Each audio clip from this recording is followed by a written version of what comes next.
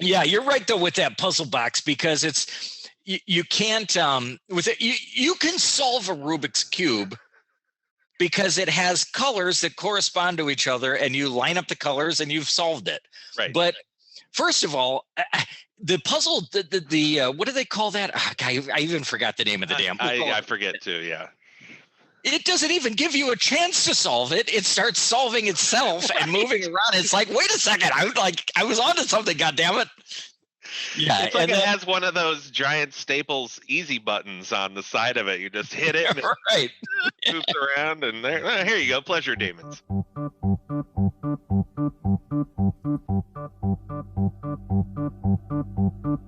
Enter if you dare this ghastly conversation of teens fraught with despair and recent lacerations. Final girl, chase after her, don't let her get away. But first, the Slumber Podcast Massacre with TNA. Welcome to Slumber Podcast Massacre with TNA. That's Tim. That's Andy. And this is a podcast about horror. Every week, Tim and I, we're going to dive headlong into the horror genre and talk about a different film, from your well-known classics down to that rare masked gem at the back of your video store shelf. This week, Tim and I are going to talk about the only anthology in this series, Halloween 3 from 1982. Tim, I just got to ask you, I know you love it, but what do you love most about the Halloween holiday? Not the franchise, the holiday itself. Okay. I know you're a Halloween guy. I know you love Halloween. What's the one core thing that draws you to it?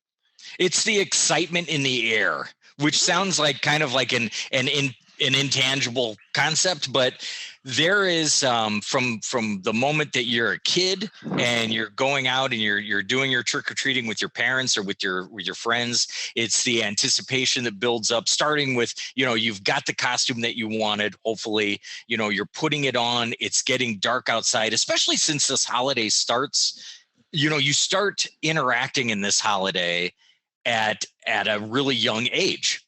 When you start interacting in Christmas, you're also very young, but what do? You sit there and you open presents. Yeah, you're not doing anything. Exactly.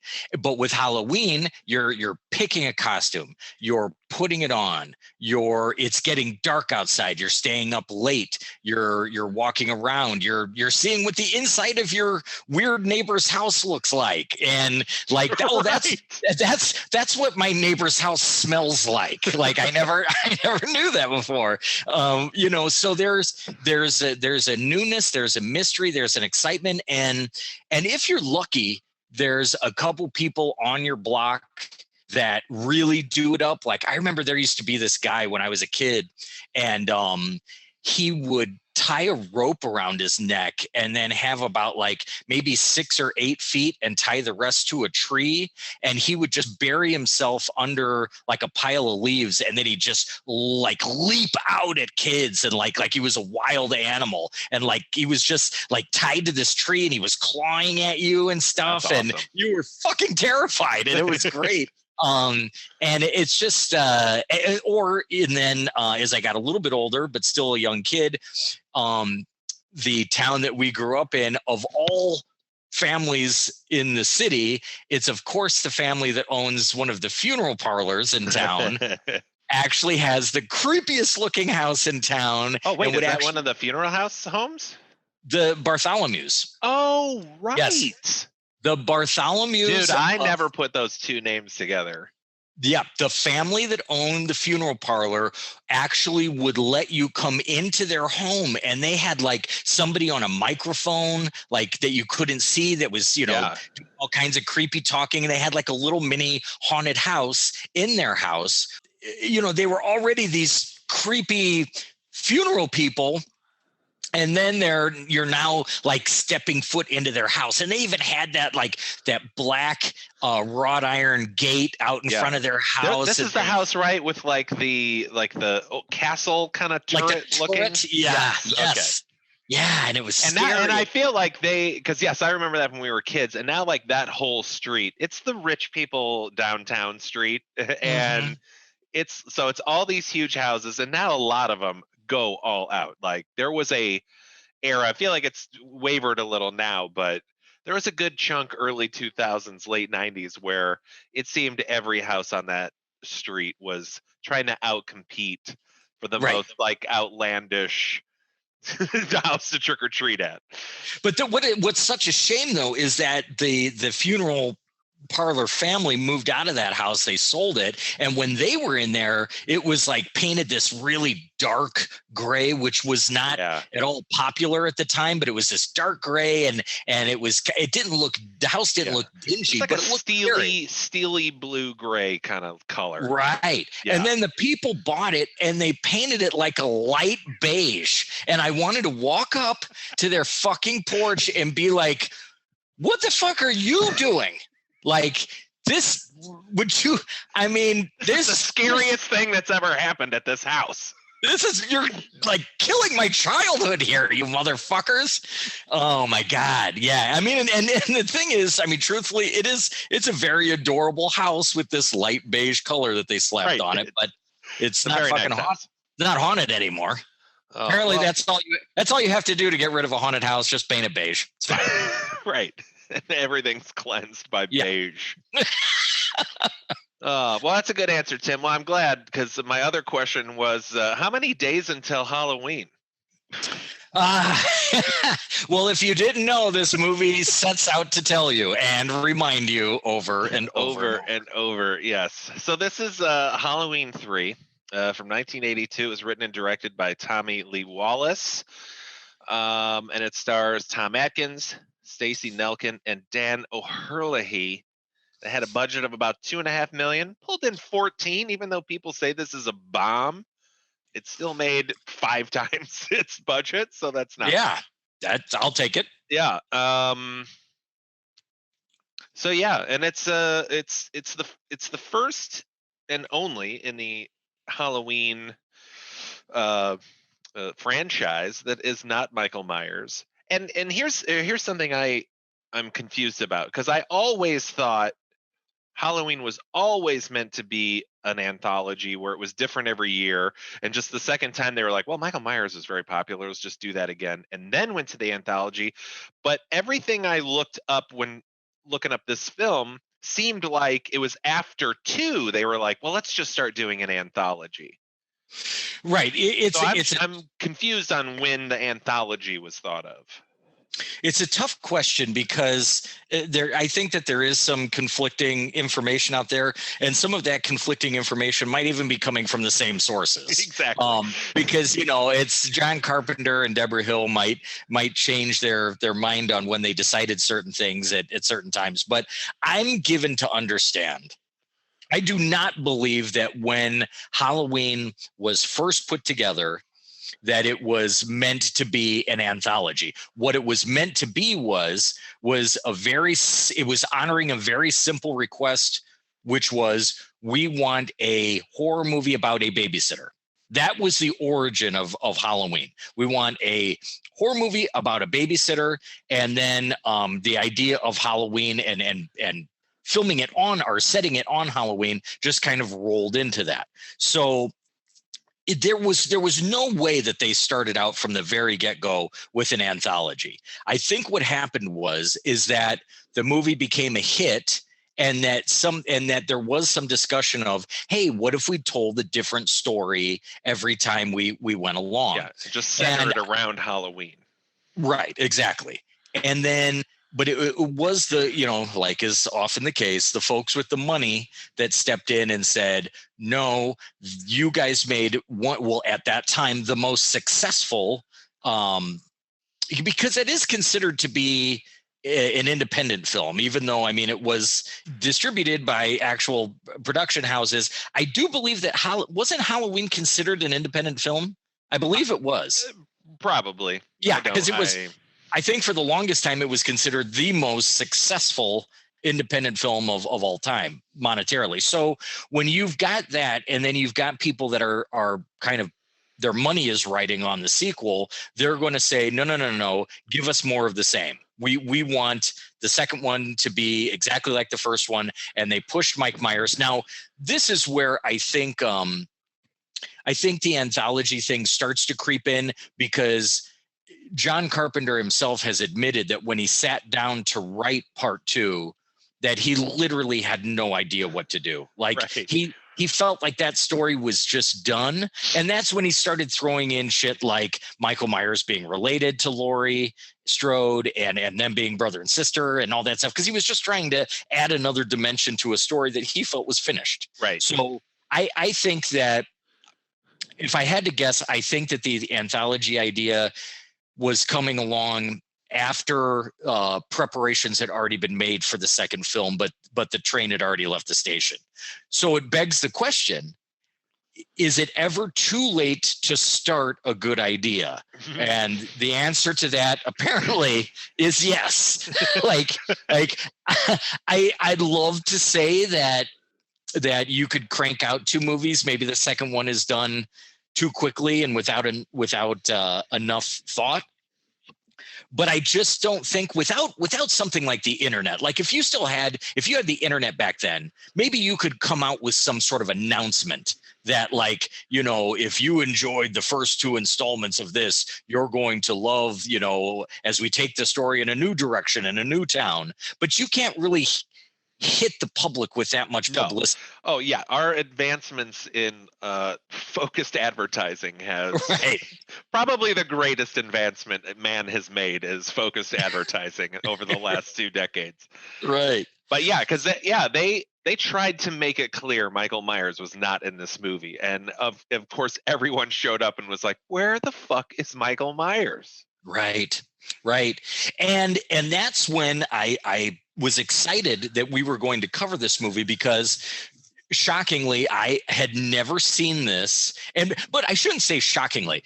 It's no wonder that I had never sat down to watch Halloween 3, because I had heard so much negativity about it that I just thought, oh yeah, that's just that crappy one that doesn't have Michael Myers. So I'm not going to watch that because I hear that it sucks. So I didn't even, you know, trust the movie enough to sit down and pass my own judgment. So I was really excited to sit down, watch this movie, and realize that the only reason why this movie is not liked is because it doesn't have Michael Myers, but hidden behind that is some little gem of a horror movie. Unfortunately, for everyone, this movie also has some serious flaws that go way beyond not having Michael Myers in it, which I don't think is a flaw in and of itself, but there are some real flaws in this movie, and they're kind of all over the map. Yeah. To tell you the truth. Well, let's before we get to the map, let's do Nan Sum real quick, because we've been talking about Michael Myers isn't in this, but what is this? Well, here's Nan Sum. I put no effort into this. After treating a dying man clutching a Halloween mask who ushers a dire warning, Dr. Dan Chalice teams up with the daughter of the dead man to investigate his mysterious death. In doing so, they uncover a plot by an evil company to usher in a new era of witchcraft using a combination of novelty masks and the power of Stonehenge. That's Halloween 3 for you right there. Anytime you don't put any thought into something and yet still use the word clutching, like I'm impressed. I'm impressed. And I think I did this movie right by just dismissing the female character and not even saying her name. She's the daughter. Like, oh man, there's movie treats the lead lady so poorly. We will get to that, I'm sure. Yes, we will. And not that she does a whole lot to help it either, but she's okay. I liked her. I liked cute. the performances in this movie. I am going to say that because I'm with you. I had seen this before and I did enjoy it. Like, I remember liking this movie a lot. And I do think it's part of that. I think there is a not to call people out, but I do think there is a tendency to like this movie because it's so different from the Halloweens and because it is a Halloween. But if you took the Halloween title off of this movie is the stuff. Like it's that caliber. Yeah, you're right. If Halloween, the first Halloween, is a great and revered classic horror film, this is at best an average Tales from the Dark Side episode. Like Yes. that's the level of quality that, which isn't to say that it's terrible, but it's just that. And so when you hold it up and when you compare it to its, older brother, the first film, or older brother or sister, it just pales. It pales in comparison. I was really ready to have fun and enjoy this again, and just kind of halfway through I was like, oh shit, I'm kind of bored. Well, like knowing everything already takes a lot of that fun away, so just I don't know. And it's like you remember these beats because there are some cool scenes and great beats, but that's lost in a second viewing when you recognize how much just like padding and filler and nothingness is going on. A lot. And but like you said, the performances, the cast, I mean, of course we have to just start out with saying our boy Tom Atkins, who we love, just to show you the power of how awesome this guy is. Even though his first scene, or within his first couple of scenes, he's wearing a doctor's jacket in a hospital. My brain did not comprehend that he was not a cop until halfway through this movie. Because he acts like a cop too. He does. There's no way this guy acts like a doctor in any way. No, let alone outside of the hospital ever. Being a doctor never benefits him ever. He's solving a mystery. He's literally doing detective work. You're right. Right. He loves nothing more than solving mysteries and abandoning his children in order to do so. I mean, and having a drink.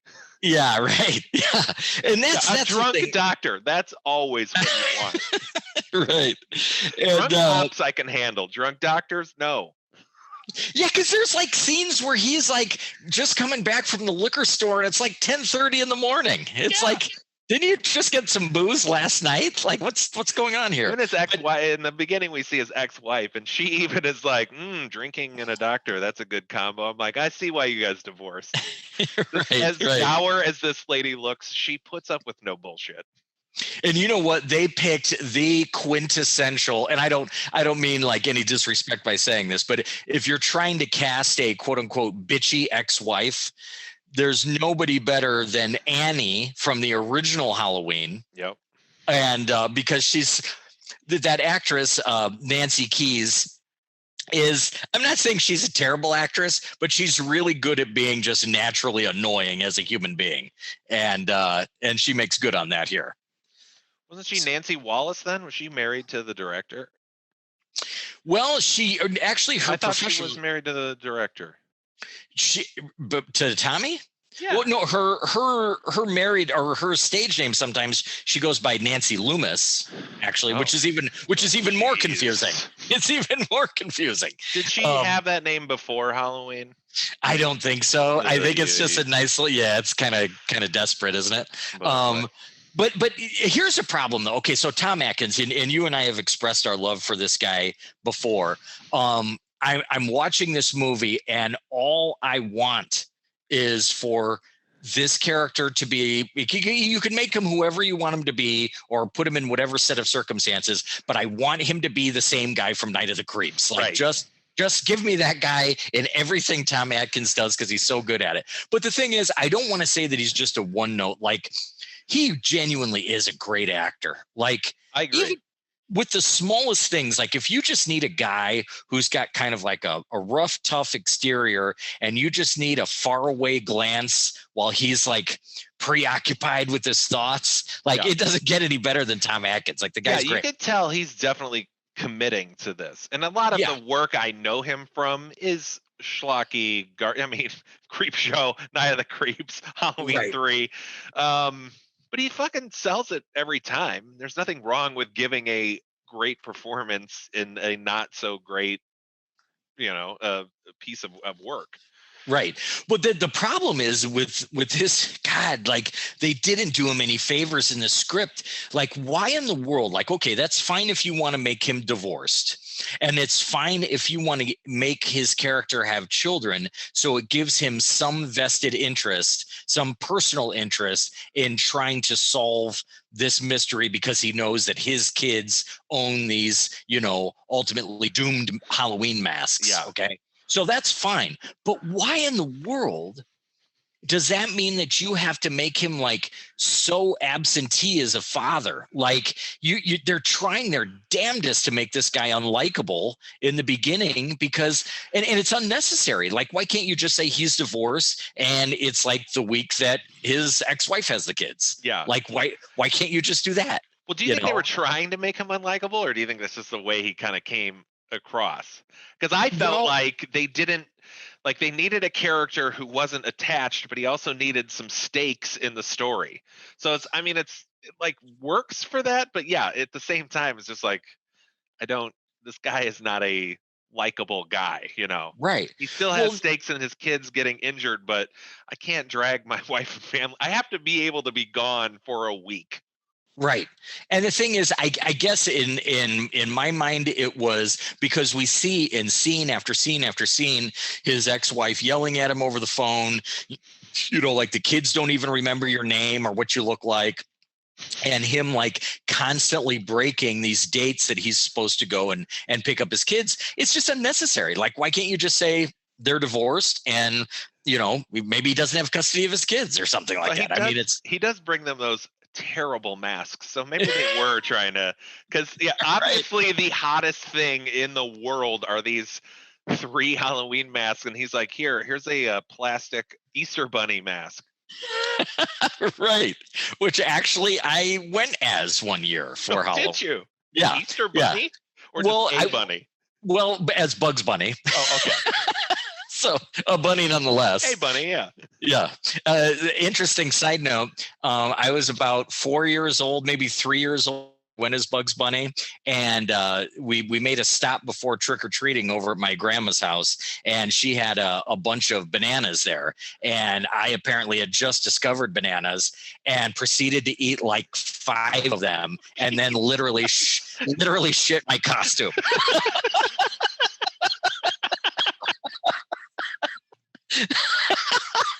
Oh man!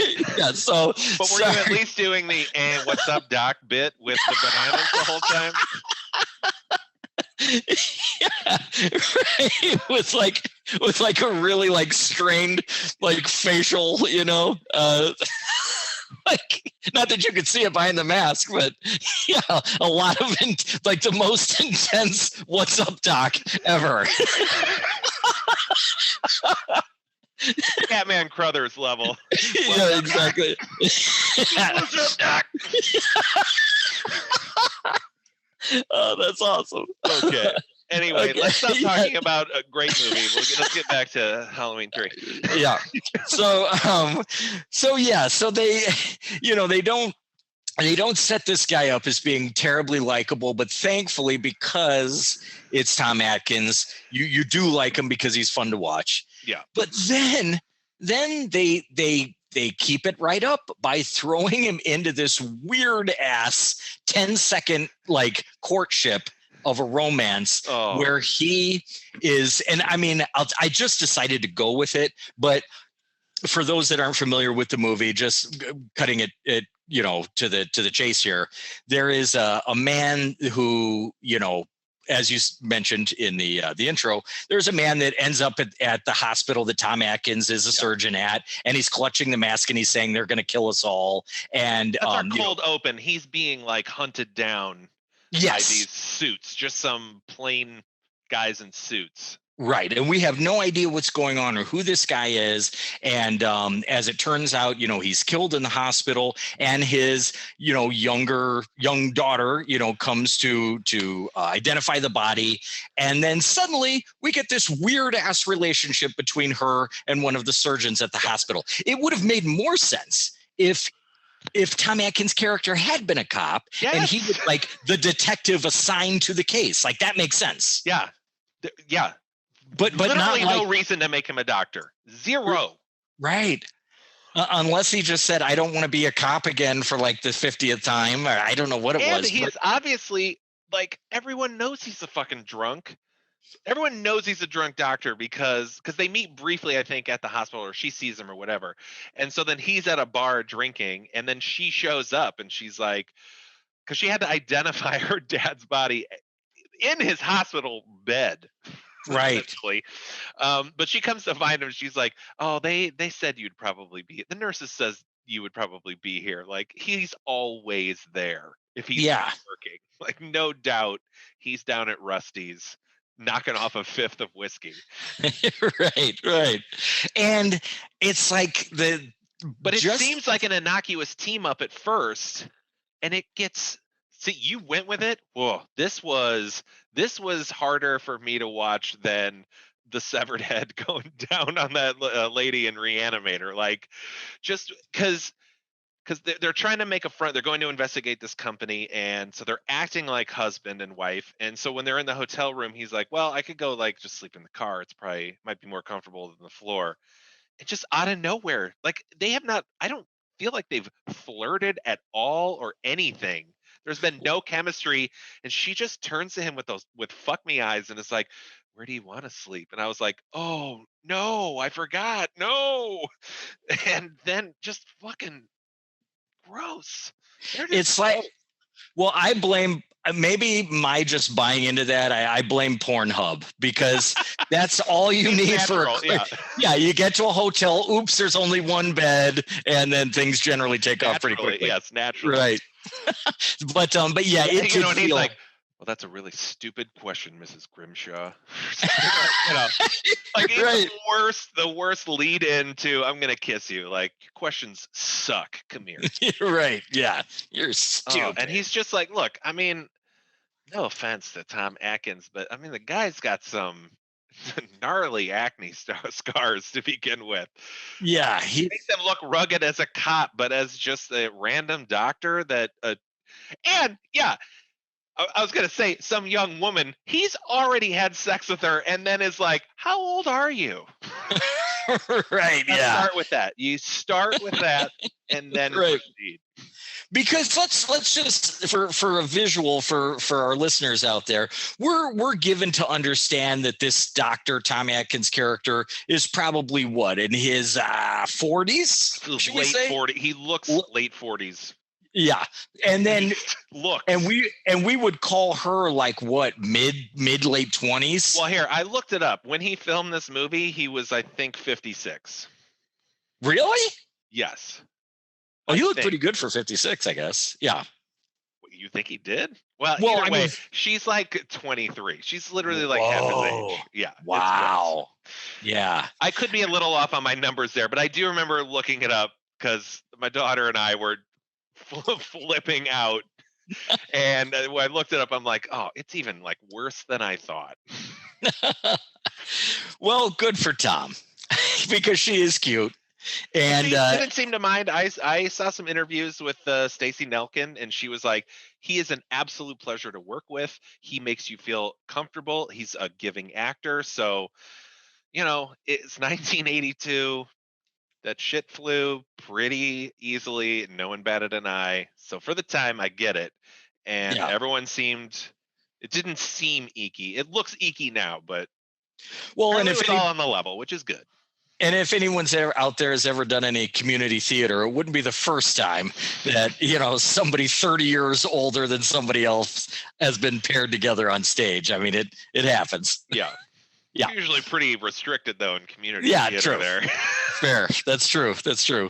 But yeah, so our story moves along then as we get to the town, and this is where you really have to kind of just buy into the story in order for any of it to make sense. Yeah. That there exists this coastal California town that is Mira.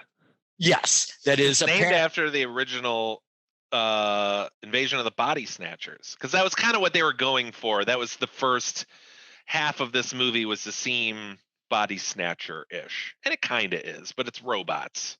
You think it's Body Snatchers.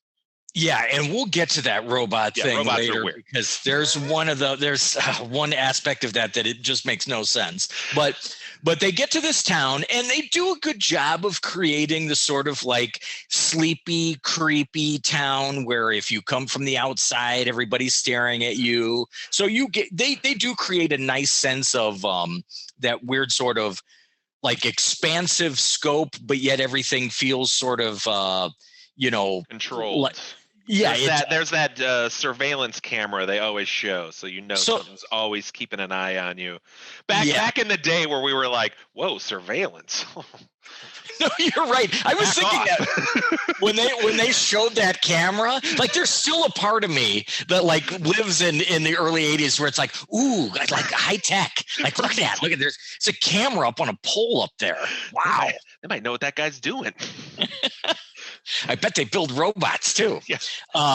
So they do a good job of the setting, and there is some kind of like there's almost this like there's a couple shots that remind me of like old 1950s westerns that were really like had really great cinematography where they use the background as much as they do the foreground. So like you see the factory that makes these Halloween masks like ever present off in the distance. Yeah. Like there's a really nice old school framing there to some of the setup shots, and it's pretty cool. So yeah, to catch all of you folks up, because it kind of took a half second for me to get there.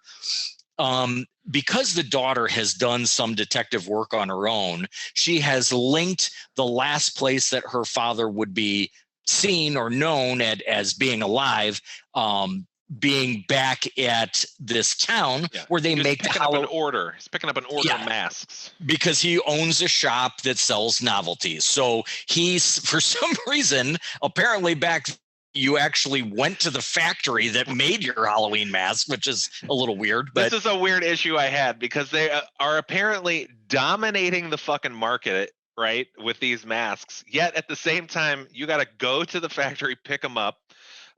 People are still getting them the day before Halloween. Right. They're like still making them the night before Halloween when they're, spoiler alert, nefarious plans where there were to be no more Halloweens after this. So why they're still like, we still got to pump the market up with these things after they find out it kills you. But people are going to need them. Yeah. You've just lost a sector of your audience that knows anything about supply chain. So right. Yeah, I mean, that's for sure.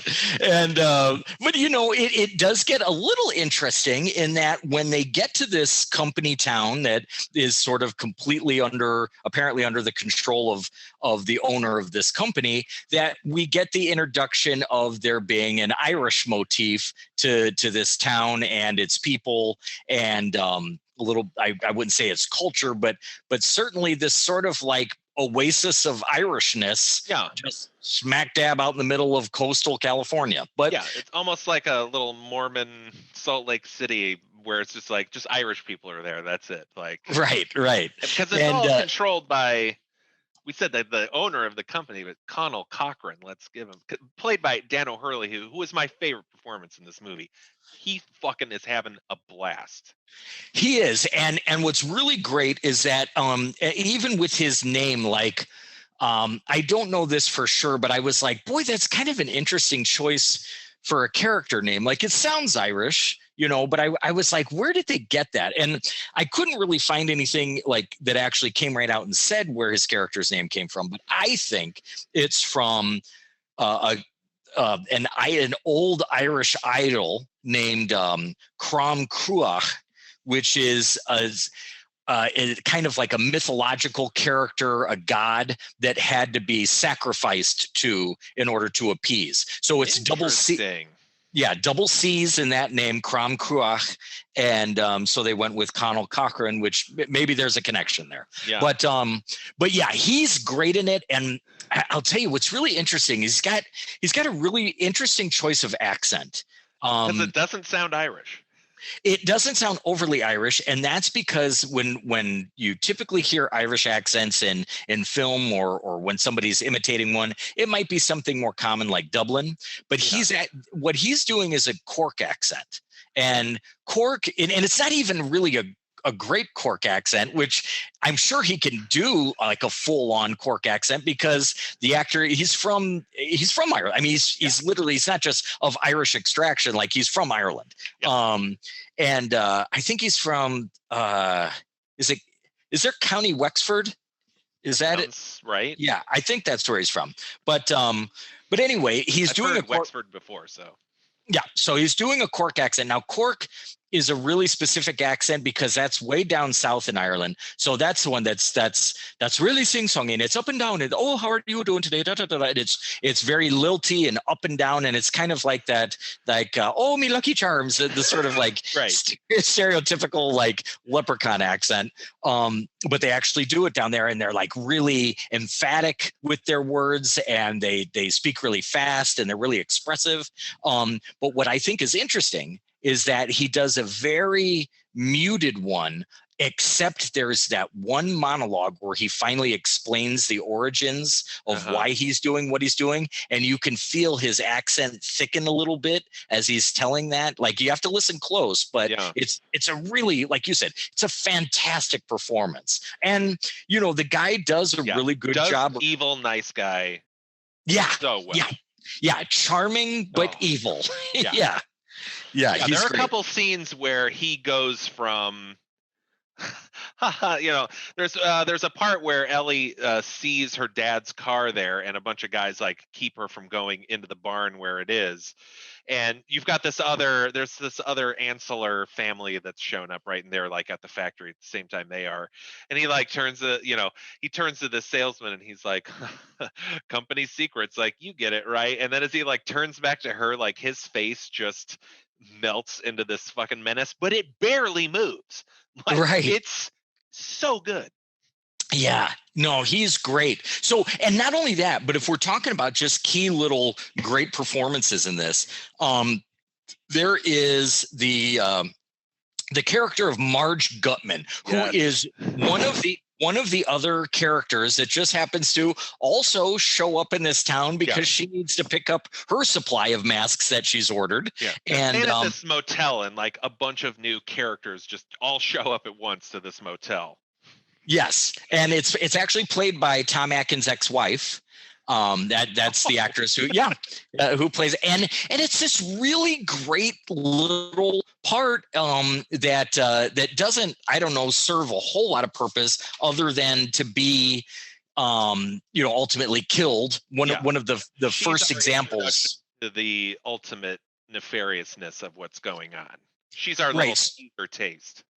Yeah, and when she's in her hotel room and she's tinkering with the mask, more specifically the sort of company trademark logo on the mask. Yeah, the logo. She's kind of like tinkering with it. And now, as I'm watching this, never having seen it before, I didn't know what I expected to happen when she was tinkering with this, but I can tell you what I didn't expect was for a lightsaber to stab her in the fucking mouth. Yeah, Let's back up, because there's a lot of weirdness that's going. There's a lot of just, why is someone doing this and why is this happening? Because we haven't really talked about the masks. Let me just say the masks real quick. There are 3 masks this company makes, and apparently they're the greatest masks ever. It's a witch, it's a skull, and it's a pumpkin. That's it. So she has one of the masks, and she's supposed to pick up an order. And so they've got this huge like big circular disc on the back of them, and then this falls off. So she's looking at it in her hotel room. And what you didn't mention is inside the thing is a there's like a big circuit board inside of it. And she's poking at it with a pin. So first, what she expected to happen, just poking at a microchip with a pin, I don't know. But as then you said, the least thing you expect is this thick beam of light shoots out of it right into her fucking mouth. And it cuts away, but the cut back, I love this effect. Her mouth, her eyes are bulging and bloodshot, and her mouth is like ripped open, like at the lip. Gross. And bugs are crawling out of it. That's a little foreshadowing into what's to come. Totally awesome death, though. And I love her. She was a great character. She lasted just as long as she needed to last and had an awesome death. Like, that whole part, give me more Marge Gutman. Yes, and along with that, at least we get a little bit more of the character Teddy, who is, I don't know, maybe you understood her a little bit better than I did, but she apparently just works in the hospital, and we're given to understand that she had a relationship with Tom Atkins' character. Yeah. And that maybe they were the reason he got the divorce in the first place. I don't know, but they dated They're a little handsy, yeah. Yeah, and she somehow works in, I don't know what aspect of the hospital it would be, but like he sort of relies on her for, giving him a little bit of information. Yeah, I don't know. Like works in a lab capacity. Yes. Yeah, let's jump back a little bit to set her up. Because she's investigating, because as when when Ellie's dad shows up at the hospital, and finally one of the suit guys comes in to kill him in one of like a brutal kill that I don't think I've ever seen before, where the guy pretty much reaches into his eyeballs for leverage to then yank the bridge of his nose out of his head. Like, yes, that's how the first guy gets it. Yeah, Great. It's weird. So a nurse sees that, and they chase the guy in the suit down, and he gets into a car and just lights himself on fire, and the car explodes. Right, he just kills himself. And Dr. Dan Chalice sees this, and that's what he's like, "Oh, I need a drink." So they're investigating the explosion, and yeah, so that's kind of her task now, is investigating the remains of what's left over.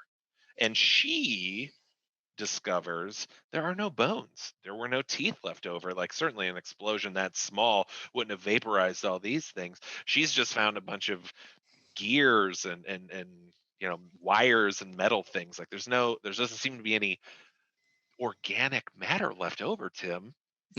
Right. Yeah. It's kind of cool. Like, you start as a viewer kind of piecing some things together at that point. And she delivers all of that with like a real down to earthness about her. There's something about her performance, probably something about just more of like her as a person and how relatable she is. She's really likable, kind of in that same regard that Gutman is. Like, here's just a really down to earth, like really believable character in this movie. Right. Like, she's great. And she serves her purpose wonderfully. But she is kind of forgettable, because when you were first brought her up, I was like, what the hell is he talking about? I just forgot her name. But yes, you remember what she does. I didn't remember her name at all.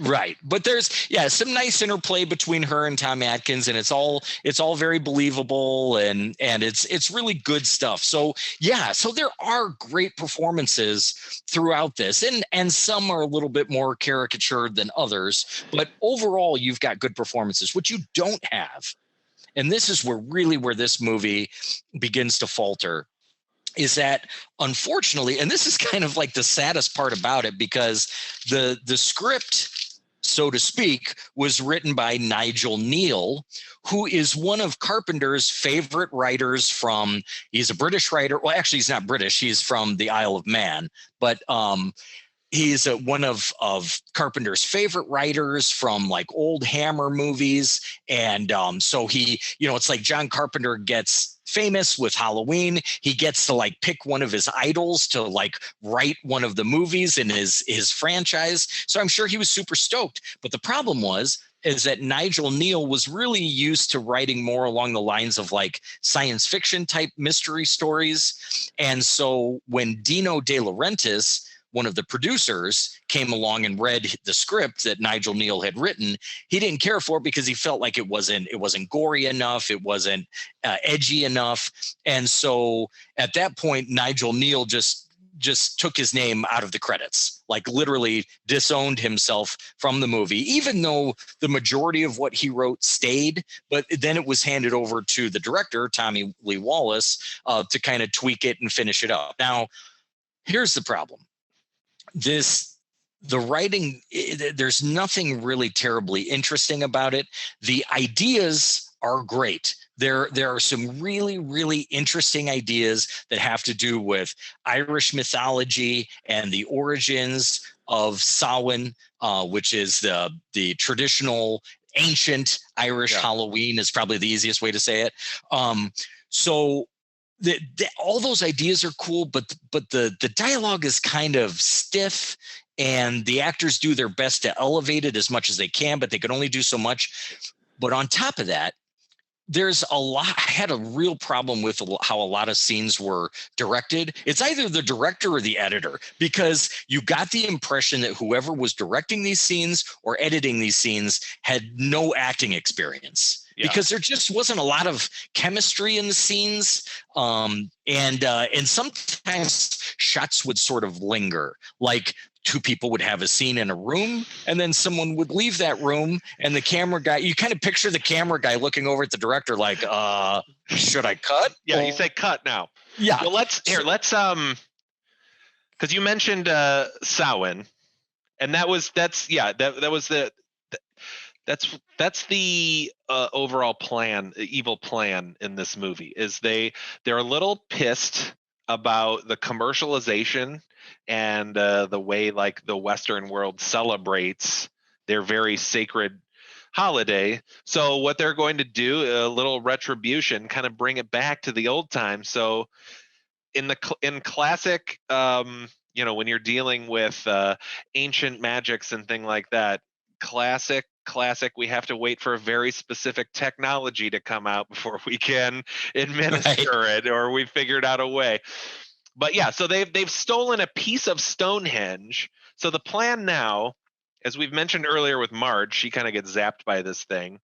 We kind of mentioned it earlier, but there's a song that's an ad for this for this product. It's a little obnoxious. It's to the tune of London Bridges, and it's just 8 more days of Halloween, silver shamrock. As my kid pointed out, how much money do they have in marketing? Because they literally have a different ad for every day as it counts down. Not only TV, but also radio ads, because they are everywhere. And the whole goal, and they're like, hey kids, there's a big giveaway, like get your mask and watch The Mask during the Horror Fest giveaway on Halloween night. Like that's what this commercial is pushing. But what their plan is, and we see it demonstrated through the Kepfer family, because the Kepfer family shows up. They're like the biggest sales. He was their biggest salesman that year. Yeah. So his reward is to come down to the factory and just check things out, give things a little test run. So they take a tour of the facility, and this family gets stuck in this room. And meanwhile, they realize the doctor is up to no good, and they've like kidnapped him and Ellie. And so they're gonna make him. So they've revealed their plan to bring back the true Gaelic Halloween through ushering in a new era of witchcraft. And the way they're going to do this, it's a combination of, you put the mask on, which has the chip on the back. And they put the Kepfer family in this little room to wait, a little waiting room. The kid puts on his mask, and and they're like, okay, run the broadcast. And they're making Dr. Chalice watch this. And it's really just that fucking song again. And it's this like boom, boom, boom, boom, boom, boom, boom, boom, but it starts kind of getting faster, and really all it is just this picture of this pumpkin and a strobe effect. Like they seem to have originated we can fuck people up just by flashing light at them. Right. But they've also taken a piece of Stonehenge. There's a small piece of Ireland in every silver shamrock mask, because they've taken a little piece of the power of Stonehenge in each chip, and a combination of that and watching this broadcast melts your face into bugs and snakes. And this is one of those scenes where it's just like, this made it worth watching. Like if it didn't have bits like this movie would be so fucking garbage. But just so fun to see a small child die.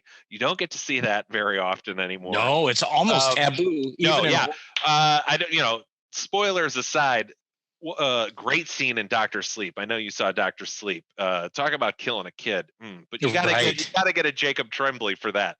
I mean, that's where we're at these days. Like, you need the greatest child actor to pull off an effective kid death in a movie these days, or kid murder, really. Right.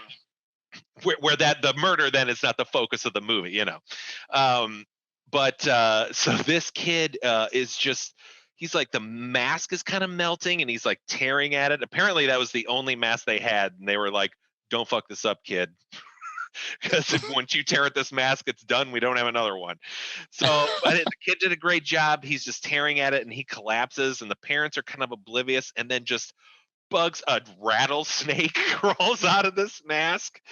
And then all those creatures end up killing the parents. So that's the big plan, is to kill a bunch of kids, and then have the aftermath of that kill like the parents, all the evil creatures and crawlies that come out of that. Kind of cleanse the planet a little bit. Yeah, which is a great plan. Yeah, sure. Right. Yeah, why not? Can't believe no one thought of it before. It's kind of topical these days, but I mean, not so much with the kids, but no, it's a really interesting thought. And the funny thing is you might think to yourself like, okay, yeah, but is this really a part of Irish mythology of Samhain to be killing kids and sacrificing kids? And the funny part is kinda, because now if you're talking about old but not quite as ancient celebrations, how it's usually done, the quote unquote sacrifice, is more like you find in a lot of cultures with a lot of harvest festivals or end of the harvest festivals or days of the dead or what have you, that you leave out like a plate of food for your deceased ancestors or things like that. So those sorts of things are done. But if you do look at way back in Irish mythology, there was a belief that you had to, in order to appease these certain gods, so that, and these evil gods that you were trying to appease kind of represented negative energy, that it was especially had to do with nature. So that's where you get the connection with like the snakes and the insects and things like that. Okay. Is there actually is a connection there. So what you're doing when you do these sacrifices is that you're appeasing these gods so that they don't come and kill your livestock or kill your crops or whatever it is that you have a means of supporting yourself. But in Irish mythology, part of that was giving up like 3/4 of your children had to be sacrificed, and 3/4 of your milk, 3/4 of your crops, you had to give them, you had to sacrifice them in order to appease these gods. Now, that's mythology, right? God, and come a little further in our understanding of how things work. Yeah, and granted, it is mythology, but it's clouded because you've got really it was all oral tradition until Christian people came along and started writing some of it down. So it's some of the mythology is going to be skewed anyway, but there might be like a fun little creative parenting going on there, because if you're like a kid in a family of like 4 kids, like you better be mom and dad's favorite, or else you might not live to see next Halloween. But so who knows? That could maybe be part of it. But yeah, so there are actually some truths. Nobody's ever saying that it actually happened, that Irish people were killing their kids, but in the mythology, yes, that did happen. So I'm sure it like one person did it, and then that turned into right, yeah. Like one guy went a little too far and murdered his family, and then it became a scary legend, and that turned into something else. How things do. So there's getting back to the original point, like all of that stuff, those ideas, Stonehenge has always been interesting. Like to any kid that ever hears about it, it's still a mystery to this day, even though now they really kind of see it as like a burial ground. Yeah. But I feel I failed as a parent, because as I was watching with my kid, she's like, "What's Stonehenge?" And I was like, "Oh."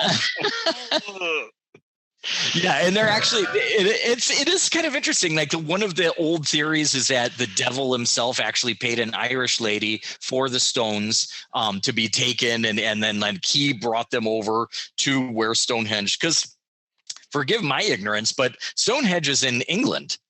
Yeah. So, but the connection to it being Ireland is that there's an old story that, like I said, the devil bought him from you're Ireland. right. Why didn't I put those two things together? Like, why?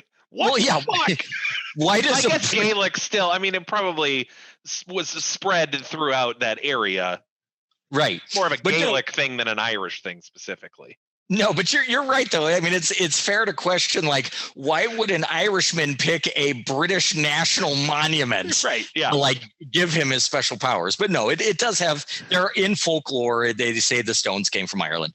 But so interesting things are happening, and you're right. Like that scene when that kid in the test room has all the snakes in his face, gets all fucked up and everything. That's one of those scenes that, like, if you watch that as a kid, that's probably going to fuck you up for life. Oh, yeah. I mean, it's creepy. I mean, it's awesome. So now we see what these masks can do. Now we know what the sinister plot is. And so what you're getting here is a movie with excellent ideas that just aren't excellently executed. That's the unfortunate thing. Because the way it ends, we'll wrap this one up. He finds Ellie, he breaks her out, he ends up like dumping all the chips on all the workers. We didn't really talk about the room because it's the final processing room, and it's everything else is kind of this manufacturing facility, and then you have this weird giant Stark warehouse with a giant stone in it, and then a bunch of lab guys with computers. So Tom Atkins dumps all these chips, activates the song. That zaps robots. Have we really talked about everyone in a suit as a robot? We haven't really talked about that. But no. It's a weird thing. There's just everyone is a robot, which is a commentary on corporatism. I don't know. But anyway, so everyone's a robot. So he zaps all the robots, and like the Stonehenge stone explodes. You get this fucking awesome moment from Dan O'Herlihy where he just kind of looks up and gives this like little slow, sarcastic applause, like, "Bravo, doctor, you did it." But it's like the wheels are still in motion, for things to happen. So he's like not totally defeated, but he knows he's done enough. And Ellie turns out to be a robot, which is a weird turn, just so he can knock her head off. Like they just fucking do the female dirty. That part made no sense. She's killed off screen and she's a robot. That's all that happens. But then it's got a great ending, great tag at the end where they wind up back at the gas station from the beginning, and he's like, I have to get them to stop this broadcast. Somehow he's able to, I don't know, I'm still unclear on who he calls. He calls someone and it's like, listen, and kids, this is back when there were 3 channels. He's like, listen, you have to stop this broadcast on all 3 channels.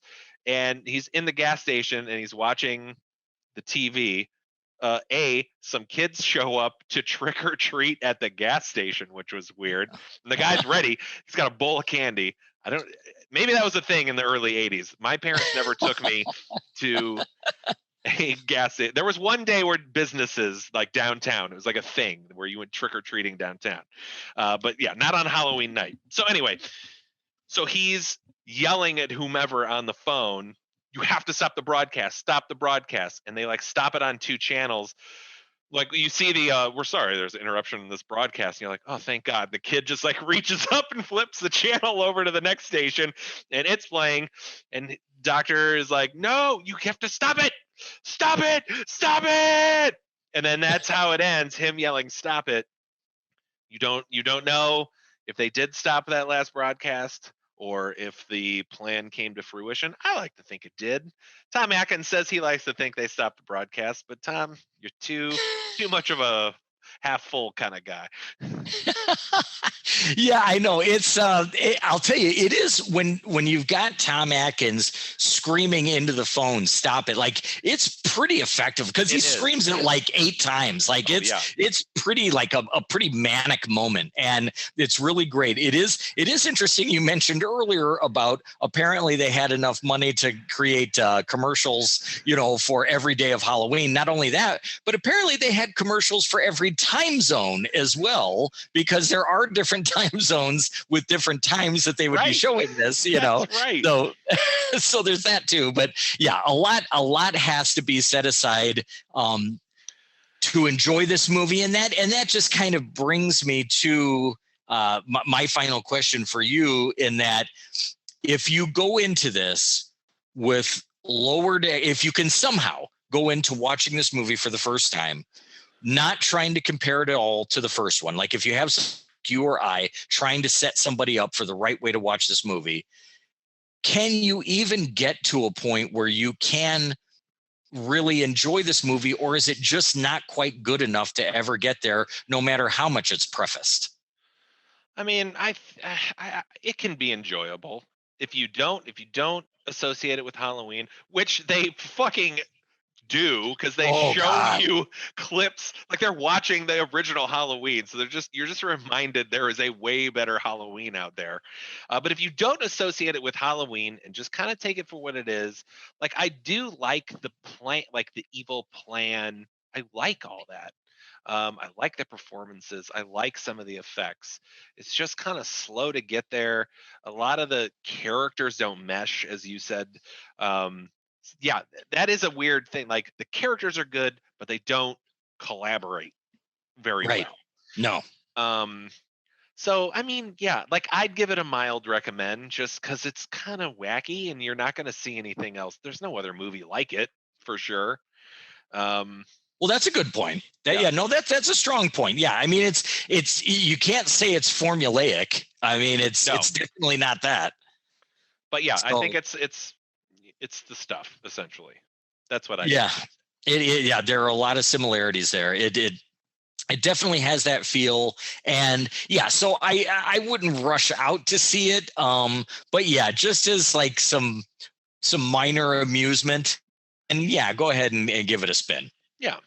All right. Well, there it was, Tim. 1982's Halloween 3, Season of the Witch. I forgot to give the subtitle. My apologies. Yes. Halloween 3, Season of the Witch. Yeah, you just call it Season of the Witch. Totally different movie. Done. Essentially. Yeah, crazy. But you know what? The one time a movie executive has been wrong. They can't all be home runs, Okay, so that was awesome. Tim, up next, we're going to go back to a early slasher, 1981, The Prowler. Yeah, another one that I had not ever seen until we decided to cover it, and man, am I glad that I did. Fantastic. I loved it. I can't wait to talk about it. It's a lot of good things. Some bad things, but a lot of good things. We'll get to that, I'm sure. Oh, yes. Cool. Well, thanks for listening, everyone. Please follow us on Instagram at Slumber Podcast Massacre. Our email, slumberpodcast@gmail.com. Holy shit, Tim, that reminds me, we did get an email. Ooh. It's from everyone's favorite summarizer, Nancy Haller. And she poses this question. Just wondering if you gents can maybe check the Bechdel-Wallace test and see if any of these movies ever pass it. Okay. So this sounds like a really sarcastic email. Do you know what the Bechdel-Wallace test is, by the way? I do not. Okay, I don't. So the Bechdel-Wallace test is it's essentially a pro-feminine test. It's a very simple test, and very few movies pass this test. Essentially, all it is you have two female characters with agency, with names, and are actual characters. They're not just like passing extras. Two female characters in a scene together, not talking about a man. That's all the Bechdel test is, and very few movies pass it. It's insane. Yes, now the horror genre, very few movies are going to pass that test. Oh, yeah. This movie does not pass that test. I was looking at the list, just glancing at the list of movies we've done. I'm going to say Hereditary is an easy one that says it passes it. After that, I'd really have to kind of re-examine the movies. But I think it's something we can talk about, each movie. Does this movie pass it's really just the Bechdel test. I think it was a little, trying to impress us by calling it the Bechdel-Wallace test. That makes me feel like she looked it up and didn't really know what it was called. So I'm just going to throw a shade there. Coming up, I love her. Coming up next week, Steel Magnolias. Yeah. No, I think it's that I had not heard of that. I think it's really interesting, and it kind of makes me think really quick about, like, boy, you think that there should be plenty of that, but it's probably shocking how little of that there is. Yeah. I will say though, and this is something we'll It's kind of not talking about a man. That is what always trips it up. right, Plenty of right. scenes with 2 female characters. Right. And I'll tell you, it leads me to think about next week's show with The Prowler, because it's another one of those movies that was really get slapped with that label of being misogynistic, as so many of these movies were. But ultimately, I still feel that that these movies have a very strong feminist vibe. In fact, they did a study kind of right in the time period of a lot of the films that we cover. Sure. And they did a study of who was going to see these films, and 55% of the tickets purchased were by females. Oh. So over half of the audience that was clamoring for these films and wanting to see them were in fact women. So I think it's, you can have strong female characters and still not pass the Bechdel test. Yes. Yeah. No, that's true. Okay. That's true. So yeah, I don't know if we'll be able to cover that for The Prowler, but we'll try. Yeah. Spoiler alert, already watched it. Right. We're going to record this in a minute. So anyway, where was I? All right. That's our email. Please, anyone else emails me, I will not make fun of your email like I did that previous email. And our Patreon, patreon.com/Slumber Podcast Massacre. Huge thanks to our patrons. You help make this possible, and we could do it without you, but we prefer not to. And also, Sarah Dooley, she does our theme song. I think last time I said the name of her album, it was totally the wrong title. That's just the name of the song. I don't even remember what I said. But her new album, it did drop just this last Friday, the full album. It's called Is This Heartbreak? And it's phenomenal. I'm very proud of her, and I hope she's proud of it, because it's a good piece of work. Tim, you might even like it. It's like some poppy stuff. I know you like sad British guys, but I will give it a spin. I can't wait. I love her. I think she's super talented, and yes, I will absolutely do that. Yeah. So cool. So join us next week when we talk about The Prowler. Tim, you got anything else to say about Halloween 3? Yeah, I do. I know we cover a lot of ground when we discuss these films, but oftentimes we do leave out the stunt performers, which are a huge part of these movies. And if ever there was one worth mentioning, it's a gentleman involved in this film who goes by the name Dick Warlock. And if that's not the coolest damn name out there, then I don't know what is. So hats off. Give it up for Dick Warlock, everybody. Cool Dick Warlock. All right. We'll see you later, Timmy. Later.